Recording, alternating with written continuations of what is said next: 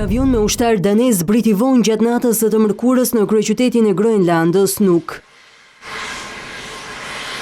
Ulja e avionit të transportit ushtarak ndodhi pasi kryediplomatët e Danimarkës dhe Groenlandës, pjesë e një delegacioni të përbashkët, përmbyllën pa rezultat takimin në shtëpinë e bardhë me zëvendës presidentin amerikan dhe sekretarin e shtetit, ndërsa mësohet se dhe Franca ka dërguar një grup ushtarakësh në Groenland. Presidenti francez Emmanuel Macron tha se në ditët në vijim do të ketë përforcim me forca ushtarake detare dhe toksore. Edhe shtetet të tjera europiane anëtare të NATO-s, si Franca, Suedia, Gjermania e Norvegjia do të dërgojnë trupat e tyre ushtarak. Ky hap ndërmerret pas paralajmërimeve të presidentit amerikan Donald Trump se mund të dërgojë edhe ushtrim për të marrë kontrollin e ishullit arktik që e konsideroi si tepër të rëndësishëm për sigurinë e Shteteve të Bashkuara për të mos rënë në duart e Rusisë dhe Kinës. Ndaj këtyre deklaratave reagoi zëdhënësja e Ministrisë së Jashtme ruse që tha se perëndimi duhet i ndalë të tilla qëndrime. Agjencia e lajmeve Reuters shkruan se NATO përballet me një provë kritike ndërsa presidenti Donald Trump intensifikon idenë e tij për pronësinë e Groenlandës nga SBA-ja, një veprim që ka dërguar val tronditse në të gjithë aleancën. Udhëheqësit dhe diplomatët europian paralajmërojnë se një marrje me forcë territori danez nga Shtetet e Bashkuara do të ishte e pashembullt, duke kërcënuar vetë themelin e sigurisë kolektive të NATO-s.